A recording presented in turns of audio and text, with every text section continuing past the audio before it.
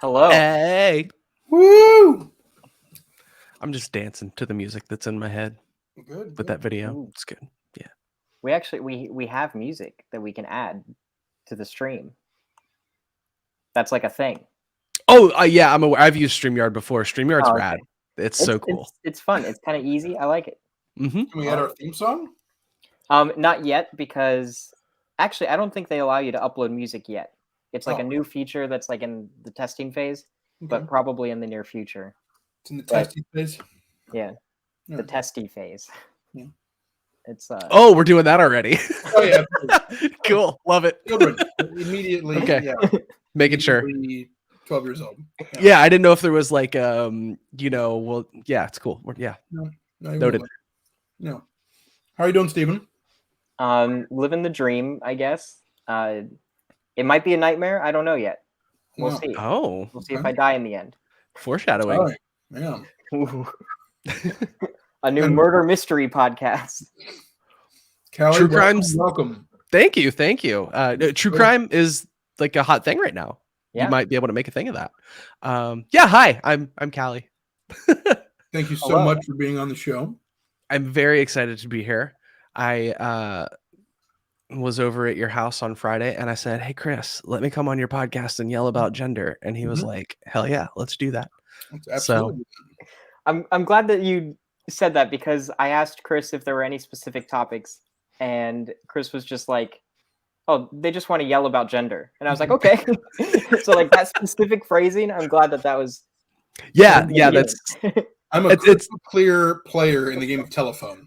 You tell me something, I'm gonna get it. The next person's gonna hear it. So, talented communicator. I love it. I'm gonna try. That's good to know. Yeah. So hello and welcome to the show. Thank you. For any viewers or listeners, you were present in the chat during our last episode. I was because Frankie is a dear friend, roller derby teammate, someone that I love very, very much. And they said they were a little nervous, and I was like, I'm gonna be watching live and be cheering you. Well, thank you. Yes, thank you. I also enjoyed the show, the conversation that you had in those, and actually I've listened before, because when Deathy mentioned that you all had a podcast, I was like, oh, like I'm interested in that, because I'm just always, podcasting is literally my life. Like, it's how I pay my bills, and it's the just fucking overriding obsession of my life, aside from Star Trek and my dog and my wife. So yeah, whenever I'm like, ooh, this is a friend that I didn't know had a podcast, I find out they have one, and I'm very interested. And I swear to God, I forget. I don't even remember what the episode was, but I remember I was coming home from the grocery store or something like that, and I was just like listening to, I'd only gotten 10 or 15 minutes into the episode, because that grocery store is very close to my house, and I opened the door like right as somebody said the word "big fat cock" or something like that, and I was like, "Oh, cool! All right, let's see, are my neighbors outside? That's all right, cool." That could have been any episode. Really right. You are not narrowing it down even a little bit. Yeah. I like thinking about how many times that's happened with our show. Like, how many awkward moments have we created? Sure. Thanks to our conversation. For our listeners, yeah. And it's interesting, being a content creator, there's a certain degree to which you can be fairly sure those things happened, and there is a 100% chance you'll not hear about all of them, and it's just very weird. It's a weird thing. It's the butterfly effect, It's wonderful. Yeah. Butterfly flaps its wings in Peking. Dick jokes are made in the internet on a podcast, and here we are. It rains in Central Park. Is that how that goes? I think so. I think that's the exact chain of events. Yeah. There is no in between, actually. It's just that leads directly to each thing. Cool. Yeah. No, it's fun.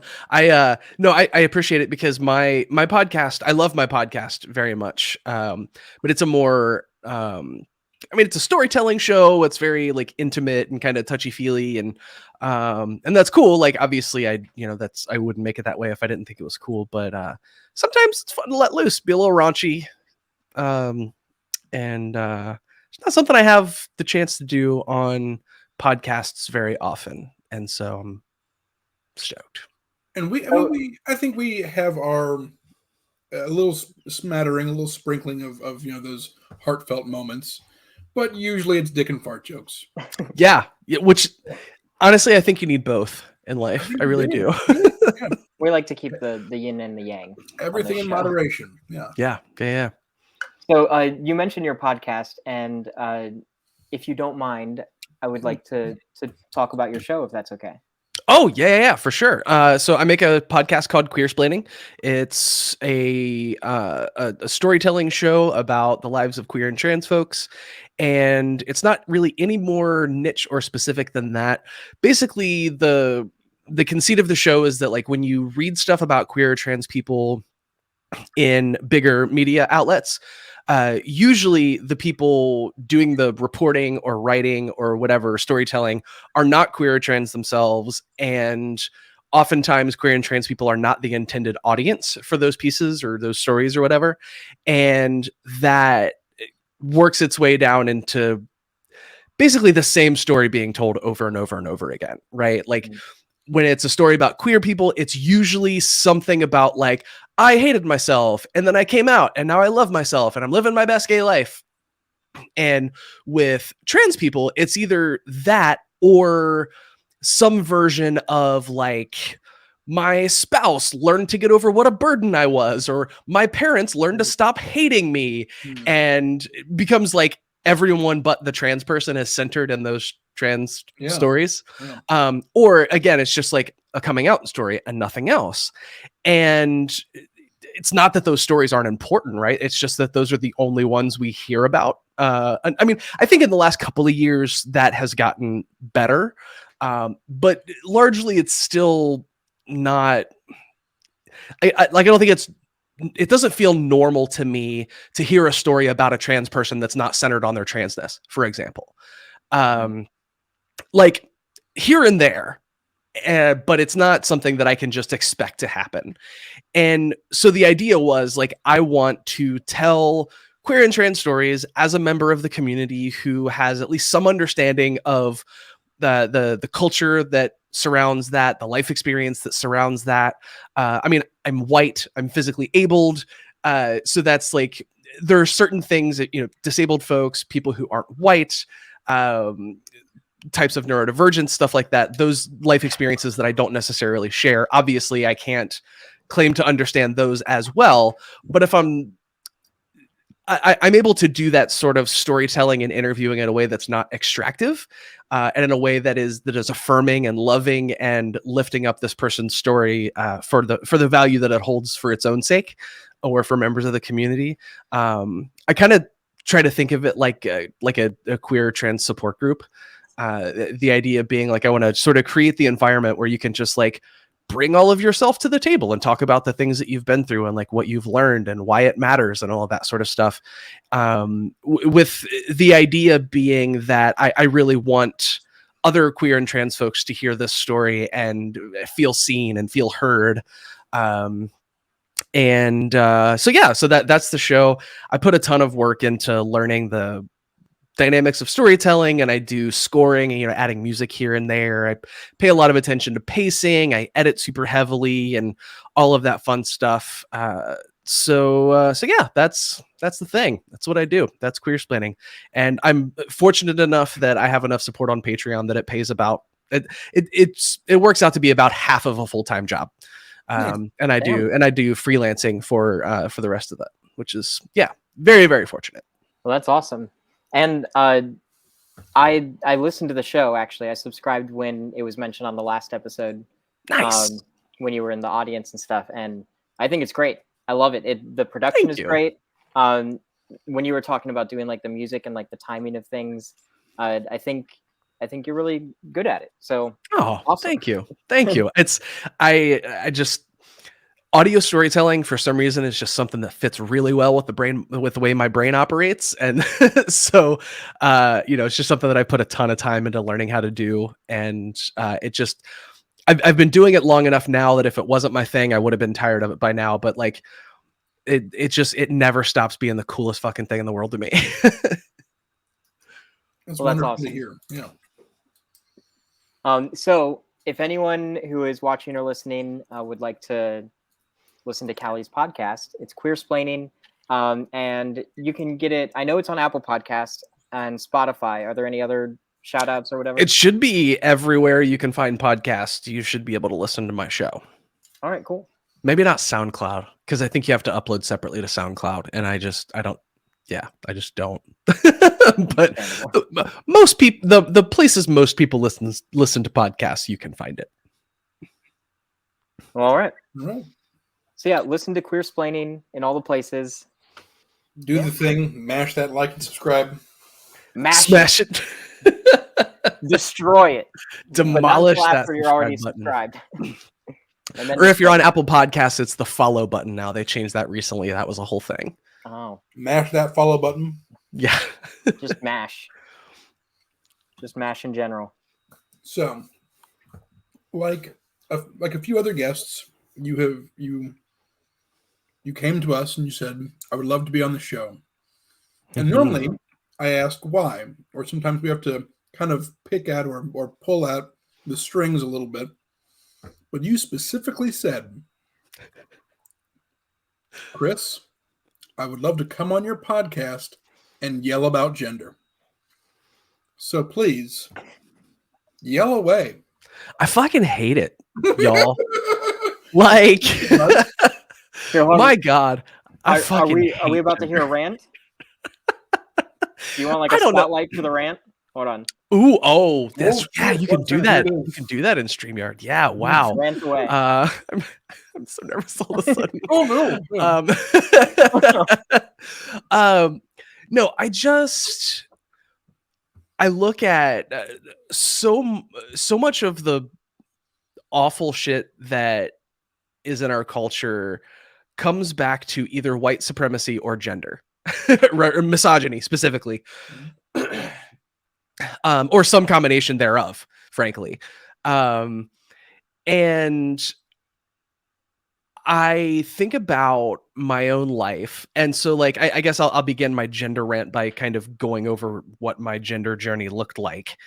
I was 10-ish years old, in the lunchroom at my 5th grade class. And I had one friend that I was like super close with that we ate lunch with every day. And we would argue about whether Star Wars or Star Trek is better. The answer is Star Trek, but also that's a dumb argument. I'm not interested in having it anymore. But he was absent, that he was like, out sick or whatever. And so I was sitting at the table by myself, eating my peanut butter sandwich and carrots with nacho cheese or whatever. And this is like the time in most kids' lives when puberty starts, right? And so your body starts changing and you start growing hair in funny places and, all of the things that happen in puberty. And I was feeling real weird about my body, but I had this like sex ed thing at the beginning of my 5th grade class that was like, hey, puberty is going to start and you're going to feel weird about your body. And I was like, boy, I sure do. But like, I noticed like the way the girls' bodies were changing versus the way my body was changing. And I was like, that's like, puberty feels weird to me in a way that I was not told to expect it to feel weird. And I didn't really know what any of that meant. And I definitely, I hate, well, we'll get there. I hate appealing to gender stereotypes as a way to affirm the gender that I am, which is, like, spoiler alert, that's the end of this journey is that problem repeated over and over and over again. But like, I had a very sort of like stereotypically feminine way of like looking at and interacting with the world. And that I was like very in tune with my feelings. I was a super sensitive kid. I like was sad when I couldn't talk with other kids about being sad or feeling feelings. 'Cause like boys don't do that. Right. And so I'm sitting in there at the lunch table and like all of these things are like boiling over in my head. And I just had this very strong sense to say like, I was supposed to be a girl. Holy shit. That's the thing. That's what all of this is about. But of course, at that point, like I had internalized enough shit about the way gender is quote unquote supposed to work that like I knew that that wasn't an okay thought to have. And I was fairly certain that meant something was terribly wrong with me and that I could never share this with anyone because I would be mercilessly mocked and made fun of for. Because I mean, that was true. Like I wasn't just being silly and paranoid about that. The one anecdote that I like to give is like I made the mistake of telling someone my favorite color was purple once, and like boys aren't supposed to like purple, and that's just anyway. Right. That's just some I shit that you can't do. purple. Right. Isn't it great? Yeah. Great color. Fuck that And Fuck that yeah. And then basically for like the rest of my childhood into my early 20s, I would like go through different periods of time of like wrestling with that feeling, being able to push it to the back of my head and it's on the back burner and it's not really a thing. And then for a time it would just like take over my brain. It's all I could think about. I'm crying myself to sleep at night, all of that. And then when I was 28 or so, it really started to boil over into like, wow, I really don't want to feel these feelings or think these thoughts anymore. It might be cooler if I died. And like, thankfully, I had a healthy enough view of things to realize that like having that thought scared the shit out of me. And so I was like, okay, I have to actually like confront this and work this out. And so I talked with a really close friend about it. She was very supportive and wonderful, and it was great. And that was super helpful to me. And then I just sort of like expanded the circle of friends that I told, right? Like I told like all of like closest people, and then the people that I was a little bit less close to. And I was kind of like testing the waters to see how that would go for me and whether or not this would be a thing that would be okay. Because one of the fears is that like nobody's ever going to accept you and you're going to lead this miserable life and it's going to be terrible. You're going to be like an object of pity at best. You're going to end up mentally broken and like all of this stuff. Stuff that sometimes legitimately happens, but like it happens not because you're trans, but because of the way people treat you because you're trans. Right. Yeah. But like, I was very grateful to find that that wasn't my experience. All of my friends were very, very supportive. All of the ones that mattered anyways. There were a couple of people who were more acquaintances that were like not so great about it, but like that didn't really deter me because those weren't people that I was like really depending on for anything. And you know, and I had sort of the, I guess you could call it like the full spectrum of gender dysphoria, right? Like boy stuff didn't feel right to me socially. And also there were lots of things about my body that felt wrong in terms of like the parts of people's bodies that are gendered typically in the way that like society generally views gender. You know, I had a big thick ass beard that I really didn't like, but it was one of those things that I was trying to like assert my manliness by having it. Right. And I just like, I don't know, my emotions always felt really blunted. You know, whenever I was happy about something, it just like the way that I was happy didn't feel quite correct. It was like, okay, like this is a cool thing and I'm happy about it, but there's something in there that I'm not accessing and I don't know what it is, but I know it's there. And it was kind of like that for like every flavor of emotion, like good, bad, indifferent. And you know, those things started to change as I opened up to people, and especially when I started hormones emotionally, everything came into line for me when I started hormones. So that was great. But like when I came out, it was initially like trans woman, Callie, she, her, you know, super like stereotypically femme haircut, painted nails all the time. I learned how to do makeup. I wore dresses every day, all that sort of stuff.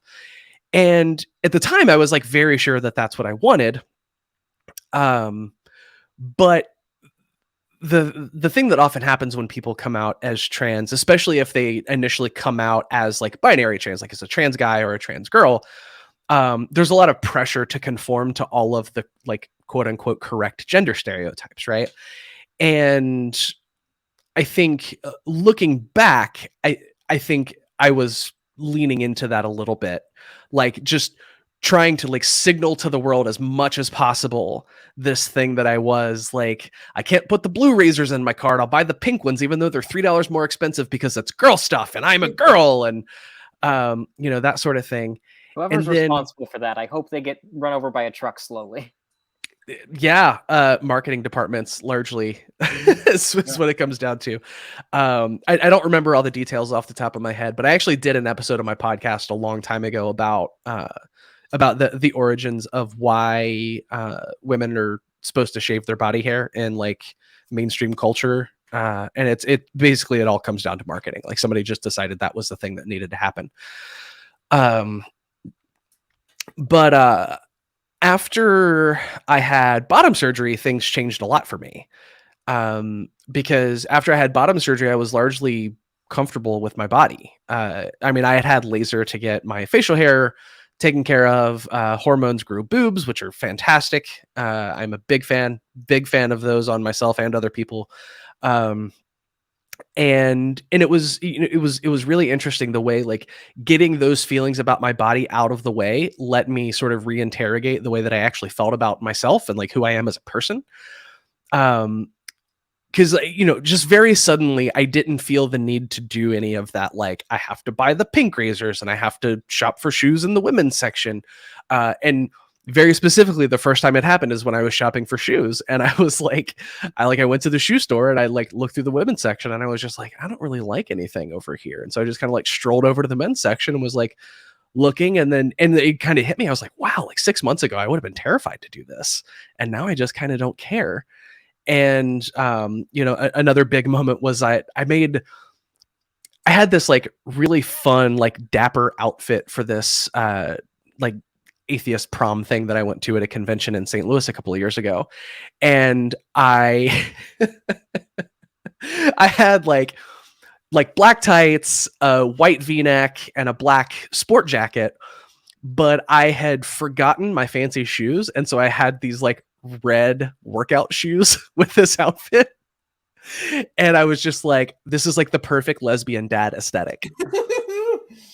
and then like I was like, wait a minute. I just like casually referred to myself with a stereotypically like masculine term, and it felt kind of cool. Actually, it didn't make me want to punch a wall like those sorts of things used to, right?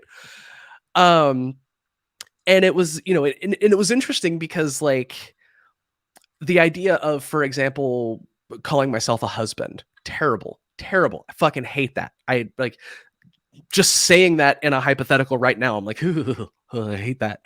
But for some reason, calling myself a lesbian dad, like that was fun for me. And I can unpack a lot of stuff about my family life, about why I have very specifically different feelings about those feelings. But like, I just started asking myself, like, okay, why are all of these things happening all of a sudden? And, you know, I came up with like, well, I feel fine about my body now, so I don't have any of that bullshit in the way to make me question stuff, right?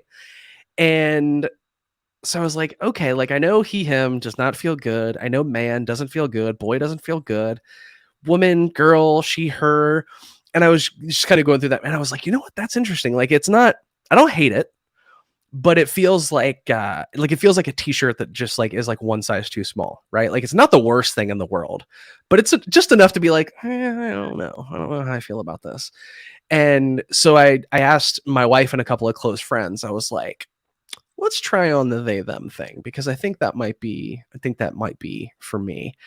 And this was Frankie, on your last episode, mentioned the conversation that they had with me at the bar one night after a roller derby league meeting. And they were the first person that I had, outside of my wife, that I had that conversation with, where I was just thinking like, I think this is like really actually a thing for me. And it like, it turns out that's just what made sense for me. And so like they, them, I'm non-binary. And that's just entirely what feels correct to me. And I think what I ultimately started asking myself is like, when I say I feel like a woman, what does that mean? And I could not think of anything at all that didn't reference gender stereotypes in some way. about the way a woman is supposed to act, the interests and stuff that women are supposed to have. And I mean, most people will pay lip service to the idea that, like, if you're a man, you can play with dolls. That doesn't make you not a man. If you're a woman, you can like work on cars and work on computers. That doesn't make you less of a woman, because those are things stereotypically associated with men, right? And then I just kind of started to look at that and I was like, yeah, that is kind of a thing, isn't it? So like, if I can't reference any reason that I feel a certain way without referencing back to stereotypes that I don't think are real anyways, like, where does that leave me? And I was like, I guess that leaves me at, like, I'm just going to opt out of gender. I just don't want to deal with it anymore. And I mean, of course, like, I have to deal with it, right? Because we live in a very gendered world, and I still have to, like, as much as I want to just not fuck with gender, the world does. And so I still have to figure out where I fit in that world, because that determines a lot of like where I sit in the world and the people that I meet and the places that I go and that sort of thing. But yeah, in my ideal world, I would just opt out of gender entirely and just have it not be a thing. Because ultimately it just, I figured out that it just doesn't mean anything for me. It doesn't mean anything real for me. And like, I want to say that, like, I respect that it does for other people. I don't like people who identify very strongly as like trans men or trans women. Zero disrespect to those folks. Like, it is very much a thing for some people. I fully respect that, but it is not for me. So, do you mind if I ask some personal questions? Please, yes, go. I mentioned before recording, I've made several episodes of my podcast about my vagina, so I doubt you're going to ask me anything more.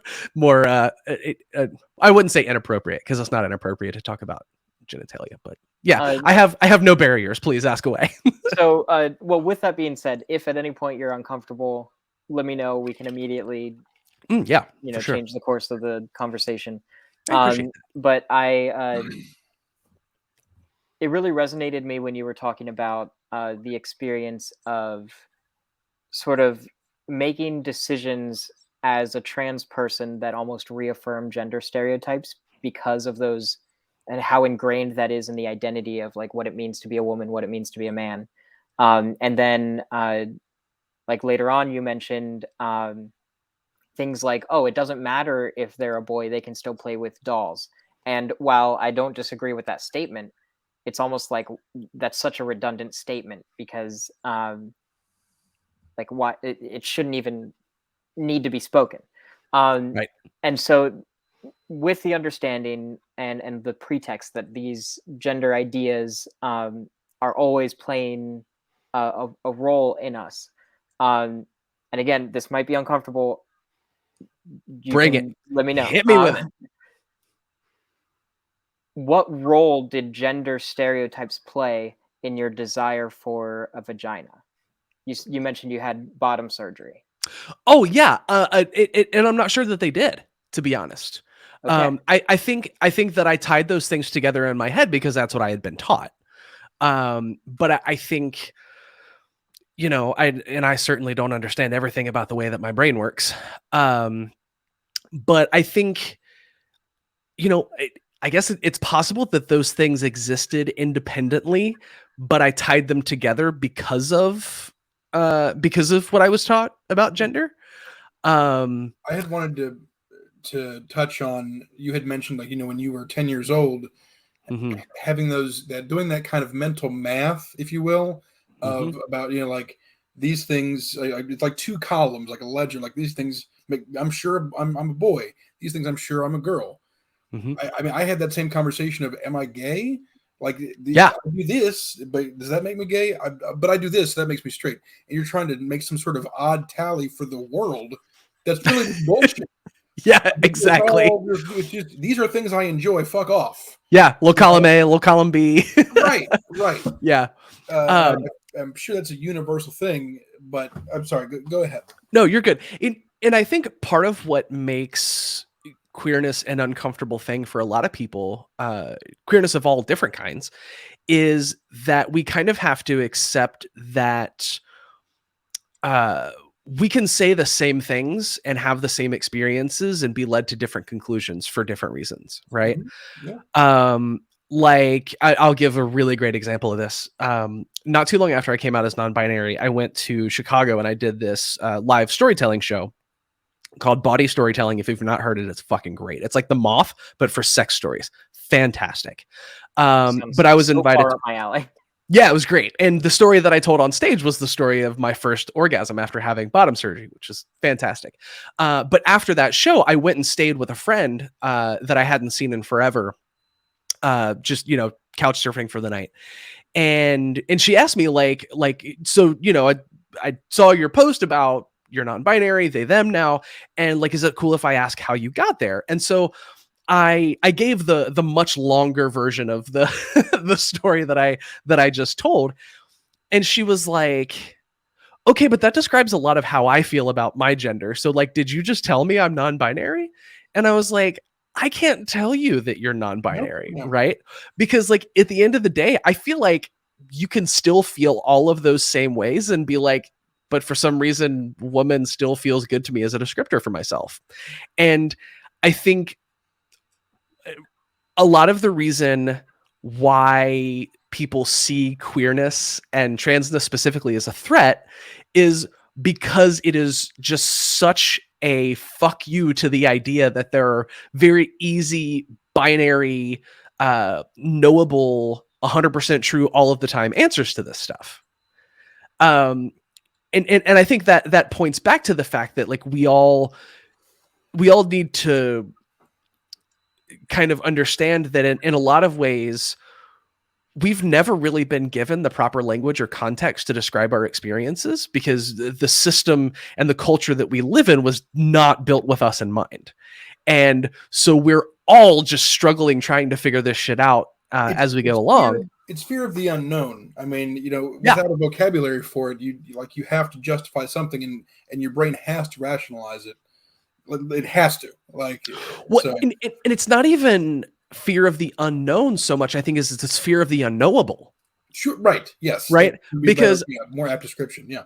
Because I think if I don't know what 2 + 2 is, I can still be safe in knowing that there is an answer. I just haven't found it yet. Yep.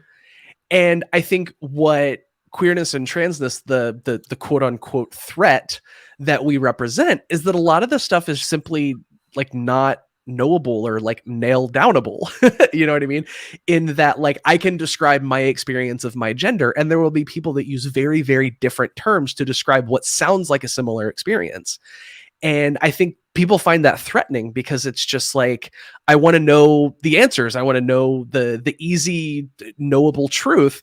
And I mean, the fact is like, none of this stuff is like, it's not math, right? It's not chemistry. Science. Yeah, exactly. And coming to comfort with that is something that a lot of people struggle with because it's so counter to everything that we are taught in mainstream culture, especially if you grow up in the United States. Definitely not exclusively in the United States, but I think especially here in a lot of ways. It is amplified here, I think. Yeah. And in other places in different ways, but we definitely have our own sort of unique brand of that. So, yeah. Not to rewind too much, but I do appreciate that you made it a point to say that you don't think that like gender really played that much of a role in your enjoyment of your vagina. I guess, for lack of a better phrase. Well, and here's the thing, right? It's actually a little more complicated than that because it's always a little more complicated than that. Because I will say that I enjoy sex a lot more after embracing myself as being non-binary. And I don't entirely understand why that's the case. I think it's probably just more the fact that I feel like I know myself so much better. I'm much more comfortable in myself. And that generally speaking is just going to lead to sex being better. Yeah. I mean, this is just my perspective. I mean, the same reason you couldn't access those emotions is because you couldn't allow yourself to, or didn't know how to. But the more you can know yourself and be comfortable with yourself and trust yourself, Mm-hmm. the more you can let yourself go and really enjoy things. Well, and I think a thing that we don't talk about enough in the trans community, and I think it's just because it's not something that it's not an experience you often hear amplified in trans circles, and it's not even super my experience of transness, especially not the experience that made me realize it. But I've heard more and more people saying that like their gender dysphoria had a lot more to do with the way other people perceived them than anything inherent to themselves, right? Um, and I think, you Yeah, know, 'cause we don't see anyone's genitals in like everyday life. Like the generally speaking, yeah. genitals are usually just Genitals our all own the experience. time. Yeah. That's all I see. Walking genitals everywhere. Yeah. Yeah. Second wave feminism. That's what it is, man. Uh, That brings up a good point, though. I feel like you mentioned the trans experience, but I think that's very much so like a gay experience and even like a heteronormative experience. Genitalia is so like center stage when it comes to so many different sexual or even identity experiences, and Mhm. it's frustrating, and that's why I appreciated you saying what you did, because it was validating to me, because I'm somebody who never really aside from literally, I've never been very attached to my penis. And, but like in The terms of best like phrasing of that ever. I Yeah. love that. in terms of like as like a It's a specific t-shirt. identifier of Yeah, who yeah. I am, my penis, or the fact that I have one, like what's between my legs has nothing to do with who I am as a human. Mhm. And being gay and coming out as gay, and then like experiencing gay dating and grinder and like hookup culture and all of that, it's always the penis. Sometimes it's like the first thing you see is the penis, and it's like why does the penis have to be the gay experience? Like I Yeah. put that aside when I left, heteronormative ideology and things like that. Like, why is it still front and center? And then like I consider myself to be a relatively progressive, open-minded individual, but it's almost disheartening for me to hear all of these stories of trans people who, like, I support them, love them to death. I want them to be able to experience themselves and their identities however they see fit. But it was disheartening to me to hear, oh, I'm trans, so I need different genitals because it's the only way that I can actualize this identity. And it's like, why does that have to be the end all be all? Why does it again come down to what's between my legs?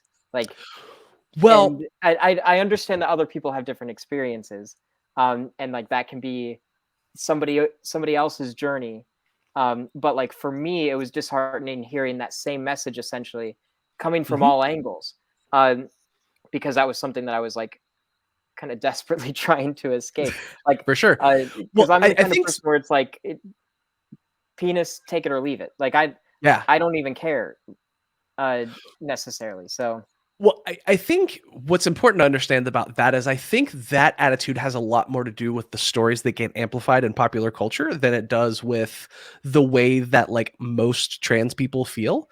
Um, and this is, probably depends on your social circles. And I don't know if any actual research has been done on this or not. But like, I have tons of trans girlfriends that love their dicks and have zero desire to get rid of them. And I will also tell you, this is like another group chat conversation that happened recently. Girl dick versus boy dick, whole different thing. And as a person who is very, very sexual, that is, mwah. um, but yeah, I don't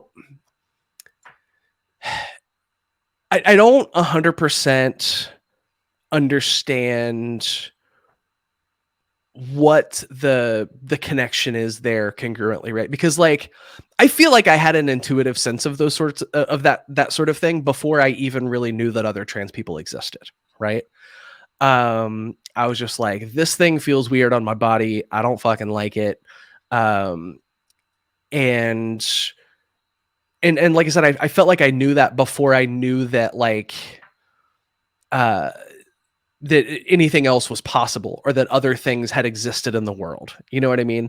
And so, and that's something that you'll very commonly hear, trans people who do have very strong genital dysphoria. That's a thing that you will hear that is very, very common in trans experience among those kinds of people, right? That like I knew that this wasn't the way that I was supposed to feel, or I knew that I felt this way before I knew that like there were people before me that felt this way. You know what I mean? And so like, to me, that suggests that there is something inherent about it somewhere. Right.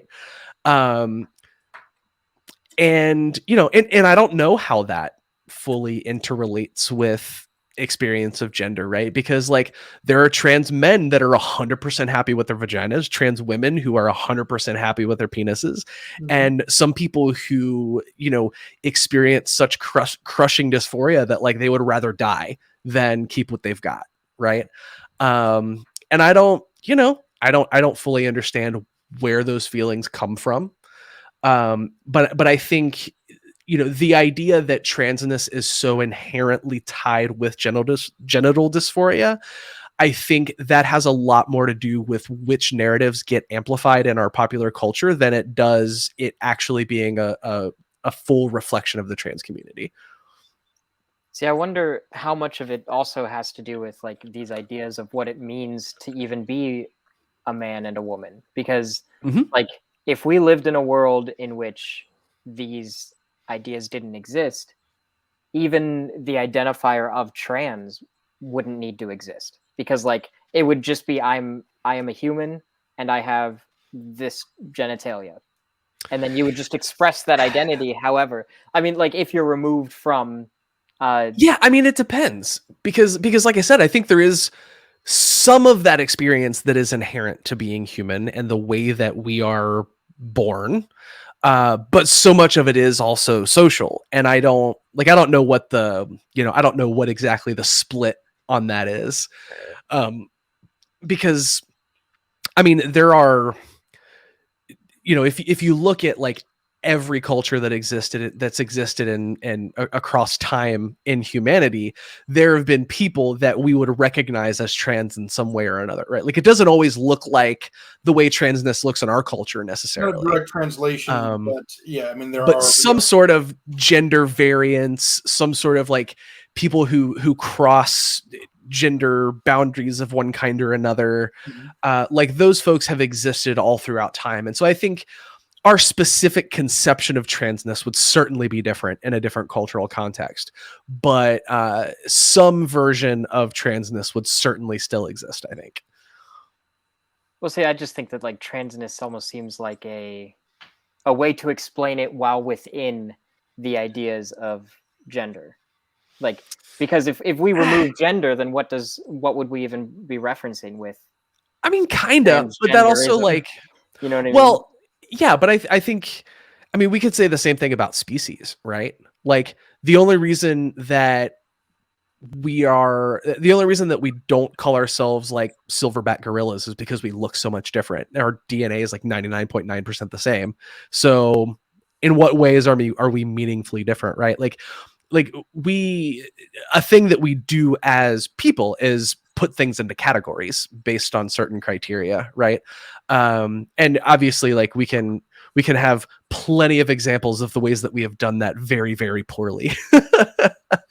I think we've laid out a lot of them actually. Yes, certainly we have. I think that gets down into the root of the issue too, though, is like this, there's this like almost this obsession with categorizing. And I almost feel like it's almost like trans, or I'll say queer culture is almost like a response to the over categorizing of things. Sure. Yeah, I can get behind that. We have to come up with like the asterisk and then look at the bottom of the page to see the exceptions to the rule. And then we just kind of, that whole entire citation is just queerness. Yeah. Well, I mean, if you look at, the way human history has played out, I mean, that's kind of a thing that we tend to do, right? Like whatever is the dominant culture, they decide they're the default and everything else gets a name. And I don't think I don't think that's inherently a bad thing. I think it can be. I think, you know, it comes back to this like really complicated interaction between like, you know, a thing that we often hear is like, you know, well, I wouldn't care that you were gay if you didn't make such a big deal out of it. And it's like, well, I wouldn't make such a big deal out of it if you didn't care so much. You know what I mean? Yeah, Like catch 22. the like giving a name to the difference is not what created the difference. You know what I mean? Mhm. And I think it is important for people who are outside of the dominant cultural narrative to be able to name the ways in which they're different, because that's what helps you build community and solidarity with other people who are different in the same ways that you are, right? And that's, you know, when I come back to like queer culture, I think is very much a response to gender stereotypes of all kinds, right? And I think that's fundamentally why I think transness belongs under the queer umbrella, and why like queer and trans people should be in solidarity with one another, because the reasons that we are marginalized from society are gender based. And it's gender-based oppression that sets us apart from mainstream society, and therefore like we should be in solidarity with each other in those ways, because we're, you know, marginalized for ways for things in ways that are in a lot of ways like different in the way they present, but fundamentally at the root I think they come from the same place. Yep, I think I can agree. Yeah. Well put. Hey, thanks. I had a friend who came on my podcast to talk about the way that queer culture treats masculinity in general. And I'm probably going to do a bad job of entirely summarizing what they said, but the idea is that like in a large sense, dominant culture tends to default as like this like conception of masculinity, right? And everything that is feminine is somehow less than. And largely mainstream queer culture has just like moved towards femininity as the default in response to that, and has, you know, kind of in some ways like under the queer umbrella marginalized masculinity, like if you are queer but also stereotypically masculine in some ways, and that's like that's way oversimplifying things, but like as an overarching principle I think that's probably true. It's And like maybe within certain subsects of the queer community for sure. yeah. I still feel like, and this is a very grinder centric experience of mine.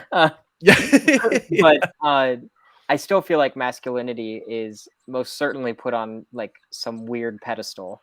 Yeah. And people like worship at the altar of masculinity. And Yeah, well, and I guess it depends on what we're even discussing as masculinity, and that's a topic that I think I'm probably not super qualified to define. But I don't know if yeah, I of see us what you're here are saying too. Yeah. qualified to define what masculinity is. But yeah, it's just it can sometimes be an exhausting thing to navigate. Sure, I can imagine. There's just, I mean, for anyone, just because there's so many forces at play, and there's so many. I mean, like you were saying, it's like we're all marginalized groups to some extent, for the most part. I mean, within the queer community, and that sucks because it's like it's always an uphill battle almost. And you were talking about having to like almost create our own equal and opposite scenarios in which like now are we oppressing another group within our communities just as a response to these like it's a scary game to play, and I don't like playing it. Like, Yeah. Well, and that's exactly it, right? And that's why, you know, in more radical circles, which I would count myself among, that's why we talk about queer liberation instead of queer rights. You know what I mean? Like, I don't want to be treated the way white cis het Christian men are treated under capitalism. I want capitalism to be abolished, and I want to like be liberated as a queer and trans person. I don't want to be like this is a really, really complicated topic. Like, Sorry. no. I think it's really important, right? Because I think that's what, that's where a lot of that idea comes from, of the idea of like, you know, even in the queer community, right? Like people in the queer community love playing respectability politics. Like you can't quote unquote act gay. You know what I mean? Whatever the fuck that means.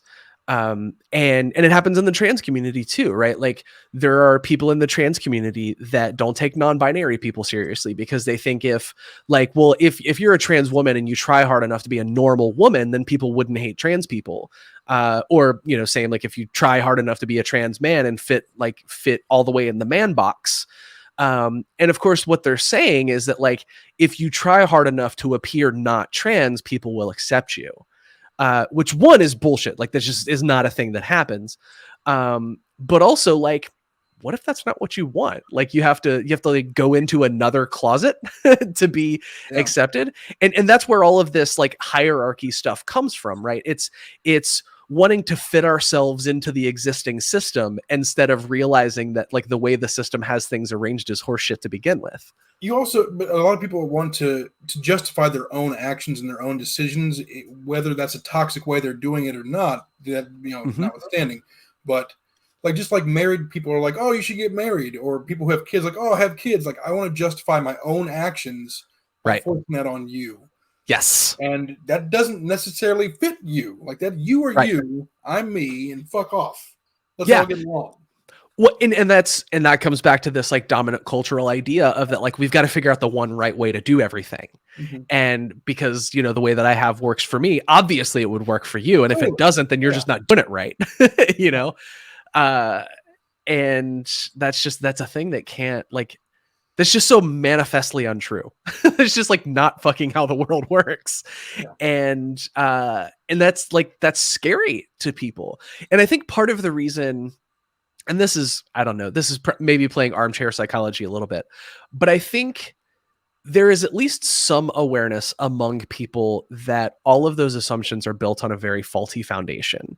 And that is why they feel so threatened by anything that suggests the idea that like those foundations are faulty, right? Like the idea that people can be happily polyamorous, the idea that people can be happily asexual and aromantic, happily unmarried, happily child-free, happily atheist, happily queer, like all of those things are things that are not supposed to work according to the dominant cultural narrative that we have.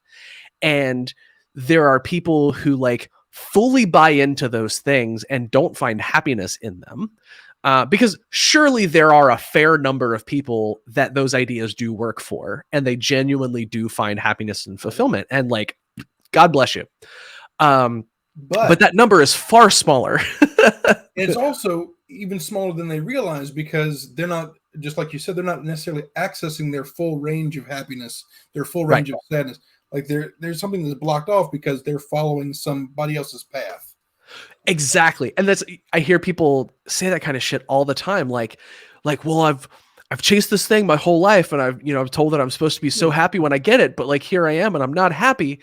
But for some reason, like that doesn't trigger any sort of like deeper analysis about your assumptions. Right? Like I had an ex who for some reason was just fucking obsessed with the idea that she'd be happy when she was able to get a Coach purse. And sorry, I don't mean to laugh at them, but please, because the concept though, it does translate kind of directly to what we're talking about. Exactly. And like, we were trying to have that conversation where it was like, you know, what do we want from life, you know, 10, 15, 20 years from now? And it's one of those things. It's like, you know, you want to check in with your partner and see if you're going the same place in life still. And I was in a little bit of flux in my life, and I was like, I mean, I can't tell you exactly where I'm going to be or what I'm going to be doing, but like what I really want more than anything else is to have like really strong friendships, really strong relationships with my family. I want to be I want to have enough money to eat and be stable. And I want to, maybe be involved in something that helps people in some way. And, I don't know what any of that looks like, but that's like really what I want out of life. And she's like, And a coach purse. that's what, and she was like, well, I want a nice house and I want a nice car and I want a nice purse. And I just, and I mean, first of all, that should have been a red flag. That's like, even if all of those things will make you happy, we obviously just want very different things in life, and we should probably call it a day. But it was like 2 years after that before we called it a day. But like I watched her go on that journey so many different times when she hit all of those milestones. Well, like, we got an apartment together. She wasn't happy. She got a nice car. She wasn't happy. She got the coach purse. She wasn't happy. We bought a house together. She wasn't happy. And a couple of times I would be like, isn't this making you sort of like rethink your assumptions about what will make you happy in life? And like, maybe all of those things were bullshit. And I think a lot of that's like a sunk cost fallacy, right? Like, I've spent so much of my life invested in this. And if I admit that it's wrong, then in some way I've wasted my life, and that's terrifying. So I would just like rather cling to the way that, I'd rather like cling to the other way of being. And I mean, I get that. Like, I've been there. I think that's a thing that people tend to do. Like, there's something about, generally speaking, about the way, I don't know if the human brain works that way. I would say the human brain that grows up in our current dominant culture often does that and thinks that way. So yeah, it's just, there's a lot of barriers to it, and I get it. What makes you happy right now? Not what might make you happy in the future. Right. That's how I take stock of it. Like, what in my recent history has made me happy? Let me do that some more. Mm-hmm. Let me pursue that on a bigger scale. Well, and I think, I mean, fundamentally, like, do I like myself as a person? If I don't, why? What do I need to work on about that? And that was a thing that I had like a fuck you moment with my therapist. I just mentioned offhand, like, so. Sorry, I just love that phrase. I had a fuck you moment with my therapist. Well, it was one of those things where like my therapist told me something and I was like, fuck you, you're right. It was like one of those things. I have sensory problems a lot of times. Like, sometimes sounds get overwhelming to me, and I don't like crowds. Like, the physical presence of crowds don't bother me, but like lots and lots of people talking at once in loud voices do, and like all of those kinds of things. And so I bought a really nice pair of noise canceling headphones for like when I'm out shopping, and I realized that I was like walking around, noise canceling headphones on, and I can hear basically nothing in the outside world. I'm listening to a podcast or music or something like that. But I also noticed that like I was just wearing the headphones around with noise canceling mode on, not listening to anything. And it was so interesting, like being able to isolate myself from the environment like that and just kind of like live in my head for a second. And I was explaining this to my therapist, and I was like, yeah, I was really surprised by that. Like, I expected to need to have, a podcast or music or something like that going on. And I said that specifically. I was like, yeah. And so I just felt like I was just kind of like able to live in my own head and not be in the outside world while I was actually in the outside world. And that's an interesting thing. And my therapist was like, so that means you enjoy your own company, like you like yourself. And I was like, fuck you. Yes. Wait a minute. When did that happen? Yeah. And I think that's, that's a thing that's a thing that we're not often encouraged to do, right? Like, we're always supposed to be in service to other people and give of ourselves endlessly, and be selfless and that sort of thing.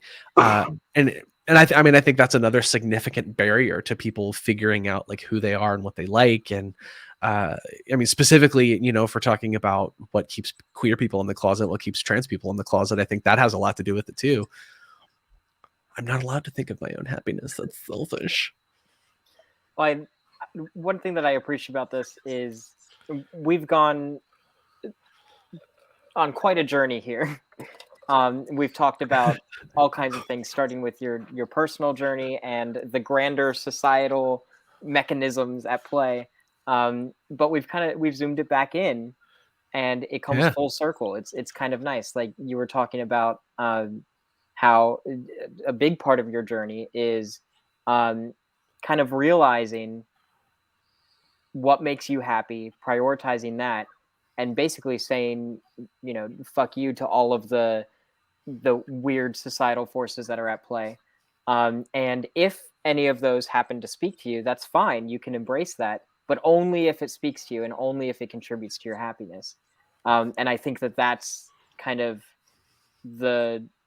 I guess, if there were a grand message or a moral to the story, it would be that, Get a good therapist. Well, are there good free therapists? No. Well, and that's part of the problem, right? Because the caveat that I want to put on all of that is that, like, yes, all of that is true. But part of the problem is that there are so many structural barriers for people to even be able to do that, right? Because a lot of the confirmation bias is, I can't accept myself as trans because if I do, my parents will disown me. I won't have a place to live. I'll lose my job. All of those sorts of things, right? Like, a lot of it is very, very practical barriers that people come up against that make everything more complicated. And so I am someone who was lucky enough to have, not completely without difficulty, but like, I was able to do those things a lot more easily than someone who like really lives in poverty.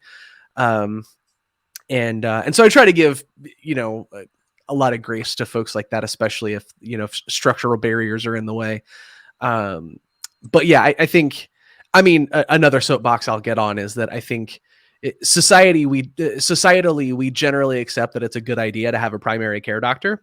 I also think that it should be just as normal for everyone to have a primary care therapist. Mm-hmm. But again, of course, that's, access is an issue there, but there's just like so much bullshit to wade through. Like, I'm very proud to where I have gotten, but I would also be lying if I said it was entirely me work that has done that. Like, I have a wonderful therapist who's walked me through a ton of this in the last like 2 years. Yeah, I mean, honestly, that's a big reason why I like this show. Not that I recommend this for anyone as a stand-in for therapy, but it's nice for me as somebody who doesn't have a therapist to be able to have these conversations and to have some sort of an outlet to discuss these things and to be a little challenged on my own, like, preconceived ideas. Because it's sometimes that's the biggest struggle, is getting out of our own funk and out of our own heads when it comes to these things. Like, you were talking about that time when you were with your partner and it's like, this didn't trigger any like deeper analysis. It's like, no, because we're stuck in it.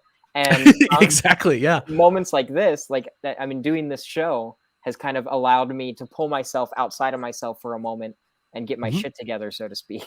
So we are to therapy like the Daily Show is to news. Like, please That's feel a free great to come analogy. here and air your shit and and get it out there. But see a professional. Right? Yeah. Don't take mental health advice from a podcast. Yeah, don't do that. Well, if anyone would like to help contribute to my ability to afford a therapist, and if you found any enjoyment out of this show, please feel free to visit www.mtfproductions.com/donate. Any contribution helps all of us involved. We are working on building a studio, so we'll have hopefully an increase in audio-visual quality with that, and then the donations are also going to go towards improved. Can I tell you a really funny story about your website address? Oh, Do you is know it because MTF? male to female? Yeah. Yeah. When I saw the website and like didn't know anything about you or who you were, I was like, oh, was Chris doing a podcast with a trans woman? So actually, the idea of More Than Friends, it came to fruition like as a name because I love the idea of double entendres. I love playing with people's expectations and all of that. And when More Than Friends started, I was with a friend, a male friend, and people would always assume that we were gay together, but we weren't.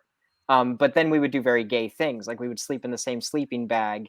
and like we would tell each other that we loved each other, quote unquote gay things. But right, yeah. again, Because just you feeding can't into have all a that. you can't have a wholesome, loving, and intimate friendship between two guys. It's just automatically they're banging. But like our original logo was literally a heart with our faces, and like just like we were totally playing into all of that. And then somebody was like, "Oh, MTF, doesn't that mean male to male to female?" And I was like, "It could. Who knows? Sure, why not?" Oh boy. Yeah, they're asking where the dog is. I think my wife ordered food, and the dog the food is here, so the dog is having feelings. Someone in the chat I can see is asking to see the dog, so I will one moment. Come here, Wedge. come here. Wedge. I think your mama ordered food, and you just need to calm yourself. Oh. This is Wedge. Hello, Wedge. He is having big feelings at the moment. I'm pretty sure your mama ordered food, buddy. You had talking about the moral of today's episode. What's your takeaway? What's your moral of today? Who are you asking? Steven. Oh. Yeah. Oh, sorry. I thought I already said. So I feel like the moral of the story is to take a moment to reflect on what actually is making us happy, and try to understand the processes and the ideas that can influence that, and I guess do our best to work within that to be happy. Basically, just figure out what makes you happy and do it. Fuck everyone else. And I think the caveat to that, the thing that really, really, I feel like sort of like got me over the edge with that idea, because I feel like most people will say they are doing that, whether or not they actually are. And the piece that I add on to that is that if you ask yourself that question and the answer comes back as whatever the status quo is, you automatically have to question that harder. Mm-hmm. And if you really do come down there, it's fine. But just like always be suspicious of the status quo feeling like the right thing. Yeah, absolutely. So when you come to a conclusion, go deeper. Yeah. And then when you come go deeper. That too. And then when you can't go any further, keep going. Oh, that sounds painful. My big takeaway. This is why I don't like penetrative sex. That's fair, honestly. Shish kebabs. I don't want a shish kebab. Just take the stick off. Just eat the meat. You don't need the fucking stick. That's what I did. I took the stick off. It worked out so well for me. There you go. I turned it inside out, actually. But Shish kebabless. Yeah. So my big takeaway is that on dating profiles, there's lots of dicks, there's lots of vaginas, there's even lots of cleavage, lots of boobs. Big fan. I want to see the butthole. I want to see the somebody's asshole on their. All right, I guess I'll just fucking. Okay, and help me understand how you got there. Because this conversation earlier, Stephen was talking about how Grindr, is just a lot of dick. Immediately, yeah. It's all dick centric and dick related. Uh-huh. And I thought to myself, on out there in the internets, I've seen like the cleavage shot and the some of that, and there's even some right on the vag. Yeah. No one is butthole focused. So okay, there are a lot of buttholes on Grindr as well, and I've been asked for a lot of butthole pictures, and first and foremost, I want it to be known that taking a picture of your ass is almost always an awful experience, at least for me. I can't tell you how many times I pulled muscles I didn't know that I had because I'm trying to get some weird ass angle so that I can show my butthole, but like not have everything look weird. Like, because like there's nothing arousing about taking pictures of my own ass for me. So like, I have like weird flaccid dick, like flopping over, blocking the hole. I have to like hold it up, and then like balls just like ooze down, and it's a mess. It's a whole mess. I've never tried to do that, but I'm just like, I'm thinking about the logistics in my head, and you've got to have a friend. You've got to have an accountability buddy. So like half the time I prop the phone up, I put the little timer, and then 3 seconds is not enough for me. I got to do the 10 seconds, which is awful because usually around like 5 or 6 seconds is what I need, and then I have to like hold a You're pose, just holding it there. Yeah. and You have that's like a- where I you have pull the muscle. You just like tape your mark down, like, and you're like, I'm gonna keep my feet here and Yeah. spread exactly to this angle. And Because you gotta stay centered. it's awful. And then like half the time, like maybe the ass looks fine, whatever. Maybe the ass looks fine, but then in the background you just see my head, and then like I'm struggling, and it looks like I'm drowning because like my face is red because I'm like holding this pose. It's awful. I hate it. I absolutely hate it. And so I will come back to Chris's suggestion in that find a friend, do a shoot where you have like different angles and different outfits and get a good solid like 50 butt pics. So you Butthole only have outfit? to do it once. And anytime like, Outfits. yeah, and you're just I don't, maybe you're wearing a shirt. I want to Maybe you have pants that are pulled sailor hat. Okay, maybe you're wearing a shirt and you can see it in the picture, or maybe you're wearing pants but they're pulled down. Nope. I'm- Nope. Okay, what I'm saying is do things that make it look like, like a YouTube video. Like people will shoot like 6 or 7 videos in the same day, but they'll wear different outfits to make it look like it's a different time. Yeah. Whatever you need to do to make a butthole shoot look like it's happened across several different days. Tell you what I'm doing. I'm gonna source a bunch of small hats, like a sailor and a construction worker hat. And I'm going to place it just above my asshole. You're making promises right now. I just need you to know. I am. So, P with B crowd, P with beers, I need you to make me small hats. Ass I hats. commit to you that I will take photos of my own asshole wearing your hat. It's my commitment to you. Do people get their hats back? If they want them. I was gonna say I think they want their see, we have a photographer. I can't click on the stream to bring comments up, but man Naxra, the golden hour is key. It absolutely is 100%. And maybe the golden hour is key. Yeah. And so lighting and locations. So maybe you just do different locations, right? Just like some in the bedroom, some in the living room. You can't do outfits. I mean, tiny hats are great as well. Tiny hats all the way. I'm just saying, like, Steven doesn't seem super enthused about the hats idea. So I'm just saying, like, I'm enthused about the hats. Yeah. Okay. You want the hat. I think the hats are like front. You just need to get a set of 20 pictures where it was obvious not all 20 were taken like in the same shoot. So you've got like a bank. When people ask for them, you don't have to do the weird thing and pull your muscles and shit. I just don't like taking pictures of my. The problem is whether the focus is the penis or the butthole. It's always penetrative sex. It's always what's going to go inside of me or what am I going to go inside of? And it's like, can we just not? And that's just my experience. Okay, so let me ask you this. I'm going to turn this around on you and interview you for a second, if that's cool. Okay. Can I do that? Oh, hold on.